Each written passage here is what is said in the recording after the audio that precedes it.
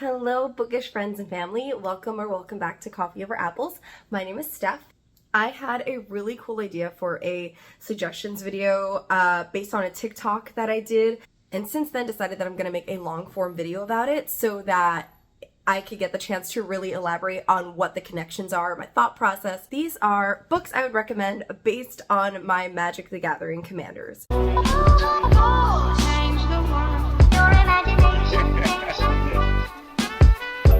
Change the world.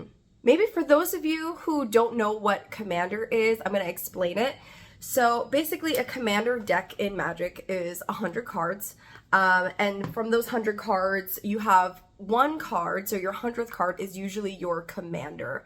And your commander is kind of like, almost like your boss card. And your deck is usually built around your commander or something that your commander does. I currently have 5 commander decks, so I'm going to introduce you to each of my current commanders and then recommend a book based on that commander. Depending on how this goes, I might do another one of these maybe next year because I feel like I make a new commander deck maybe like every couple of months. I really enjoy the decks that I build and I like to take my time with them, play them. I don't upgrade too frequently. I think maybe I've had like 3 or 4 other decks since I've started playing Magic more regularly in the past 2 years that I've decommissioned. Once I either take apart these decks or make new decks or get new commanders, then I will make some videos for those commanders as well. So maybe this will just become a regular thing that I do once a year. The first commander card that I'm going to mention is my Gyruda card. So for anyone who's not familiar with the way that Gyruda works, Gyruda is a black and blue Kraken. And this is my copy and steal from graves deck. So basically what it does is every time that this card enters the battlefield, I can steal one of those cards from anyone's graveyard, including my own, for that turn as long as it has an even numbered spell casting cost. Because as you might be able to see from Gyruda, this is a 6 mana spell, so it costs 6 magic energy in order for this card to work, so the entire deck is even costed. Another thing to know about what this deck does is that it copies and blinks. So Gyruda comes out and the goal is that I don't necessarily go to combat too often with Gyruda. I just have other cards that allow me to make copies of Gyruda and allow that to keep triggering so I can keep pulling things out of the graveyard and copying and bringing them back to life. That's the key. A book that I recommend that does something like this is The Fisherman by John Langan. This was one of my favorite books of 2023, and it's very much on theme with Gyruda because this has deep sea kraken energy. It's about fishing. It's also horror. They're zombies. Things are coming back from the dead and they won't freaking stay dead. Okay, so that's the through line here. I loved this. It was very eerie. It gives you old Fisherman's Tale vibes. It is a man who has lost his wife, and so he's thrown himself into a hobby in order to stop himself from going insane, because he is one of those people who his entire personality was taking care of his family. So this revolves a lot around grief. In particular, build their lives around taking care of their family. So what happens to them as individuals when their family is no longer around?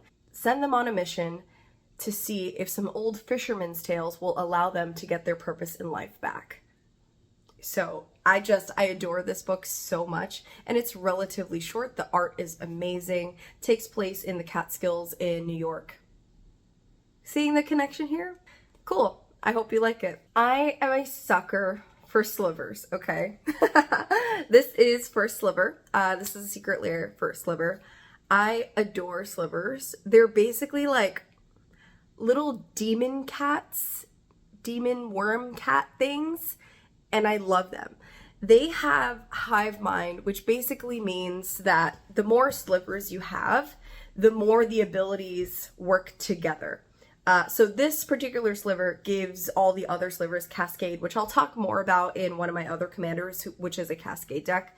But so like if one sliver gets stronger, all the other slivers on your board get stronger. If one sliver can fly, all the other slivers can fly. It's like that kind of thing where they give each other abilities. So the more slivers you have, the more dangerous it is, right?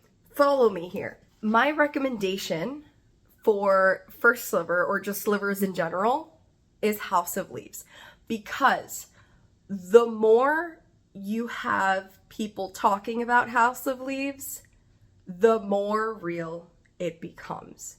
And that's the point of the book. It's a horror. It's a haunted house horror.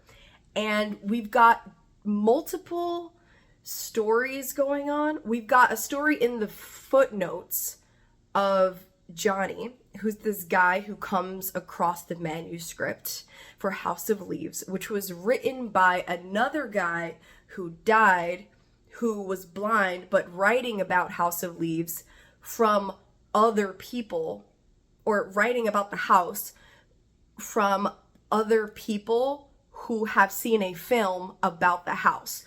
So it's the story about this haunted house that is continuously being perpetuated. And that's like the driving point of this horror. It's so good. It's mesmerizing. Everybody's stories are feeding into each other, and it gives the horror more power. So that's the through line between my slivers and House of Leaves. Here's that Cascade deck that I was talking about. This is Maelstrom Wanderer. Maelstrom Wanderer is a card that has a double Cascade, and it has haste. So haste means that it goes to combat, or I think it gives all my creatures have haste, which means that they can go to combat right away, which is important. Cascade basically means that when this creature enters the battlefield, I go through the next couple cards in my deck and find another card that is of equal power or less. That card comes to fruition. And since this has Cascade again, I do that twice. So it's this kind of ripple effect that happens, and you want to do a lot of damage in one turn. So follow me here. For this, I'm going to relate it to Human Acts by Hong Kong. Human Acts is about the rippling effects of violence. This book has to do with an uprising that happened in South Korea, in the early 80s, or is it late 80s, early 90s, or I think it's actually late 70s, early 80s, like 79 to like 81 or something like that.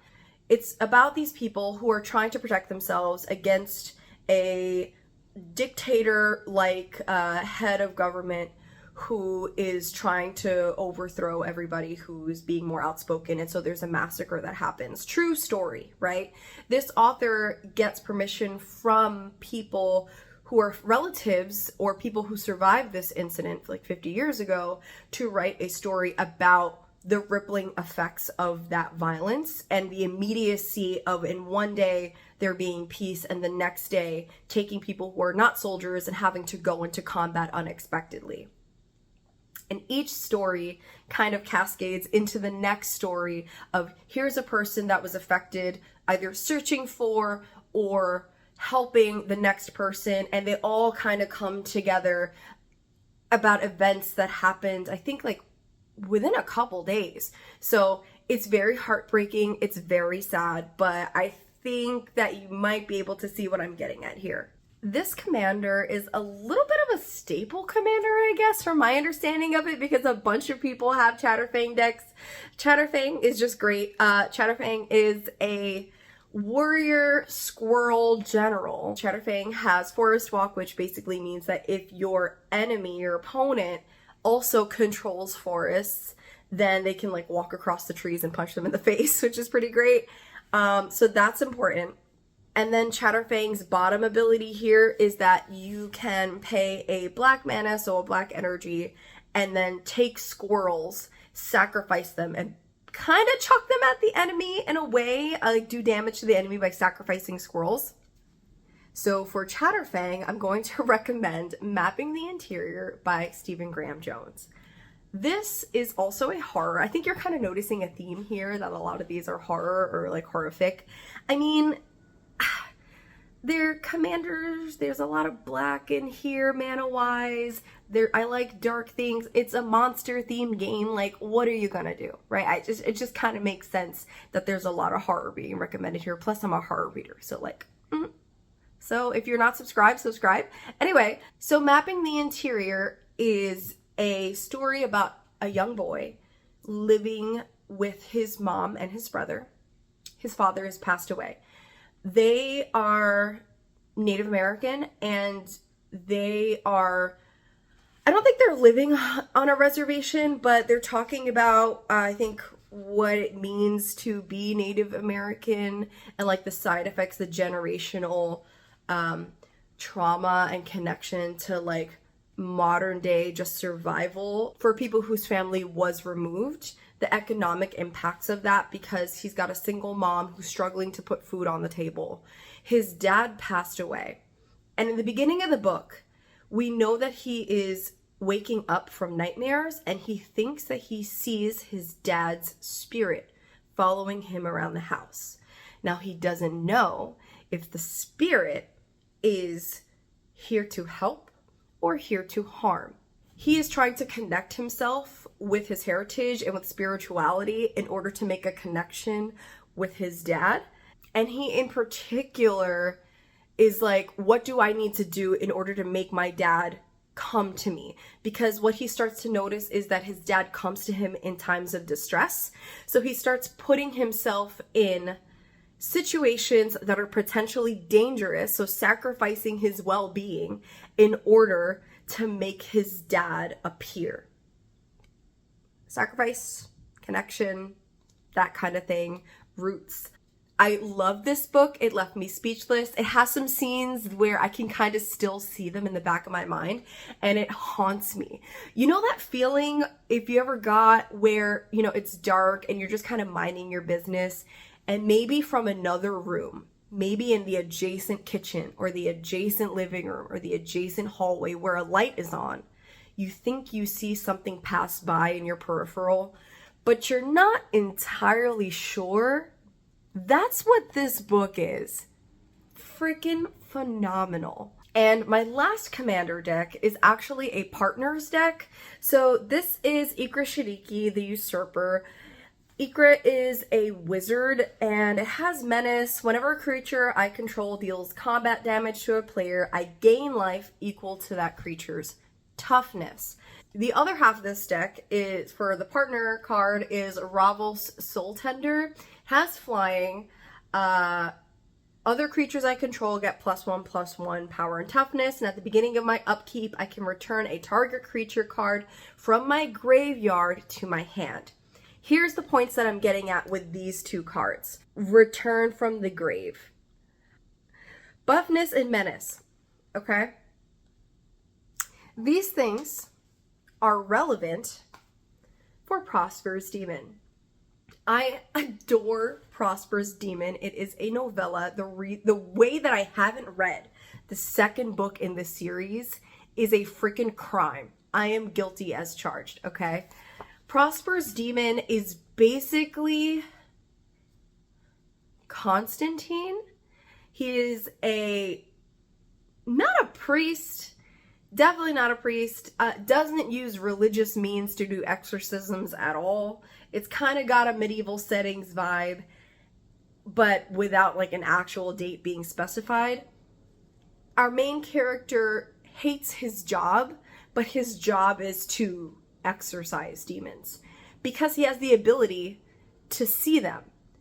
So we get different scenes where demons are talking to him and being like, yeah, I know you destroyed me years ago, but hey, I'm back. And what are you going to do about it? Because demons are perpetual. So therein is the buff. Therein is the return from the grave. And sometimes when they come back stronger than they were before.